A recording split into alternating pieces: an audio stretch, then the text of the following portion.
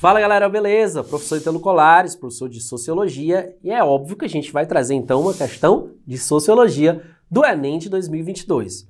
Uma questão aí fofinha, bonitinha, né?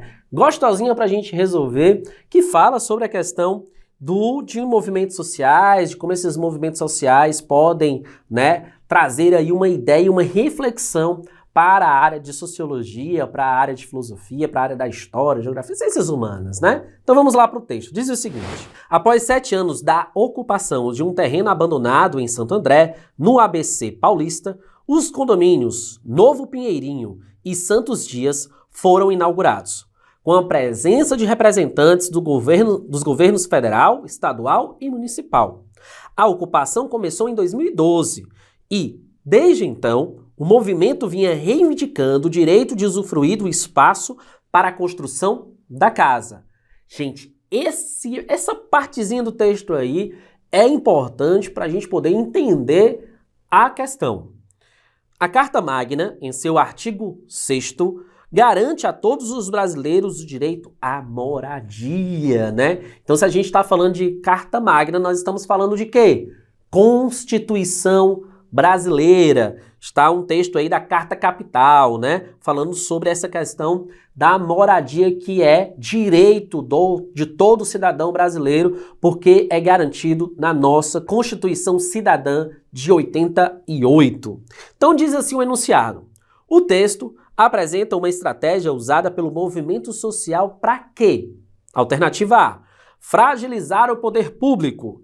Em nenhum momento o poder público está sendo fragilizado, pelo contrário, o poder público está participando aí do processo, né? E fazendo aí o processo de controle e de cumprimento do artigo 6º da Constituição brasileira, chamada aí no texto de Carta Magna. Alternativa B: fomentar a economia solidária. Por mais que a gente entenda, dentro de subterfúgios, né, da questão, que vai desenvolver as questões econômicas, mas não é o foco principal do texto. O texto não está falando sobre questões econômicas necessariamente. Está falando sobre o quê? A alternativa D: garantir o preceito constitucional, já que nós estamos falando aí da ideia da Carta Magna, né? Então, se a gente está falando de Carta Magna, de carta que direciona, que administra o Brasil, né? Ou a gente está falando aí de direitos e deveres que o Estado garante, todos esses conceitos, essas ideias, passam aí sobre as questões constitucionais. Está falando sobre uma Constituição que rege e regulamenta a vida dentro daquela sociedade, daquele Estado, né? Não é a alternativa C: controlar a propriedade estatal, porque no caso aí nós não estamos falando de poder de controle estatal, pelo contrário, nós estamos falando de uma reivindicação de um movimento social que exige aí o direito à moradia garantido pela Constituição, segundo o artigo 6º.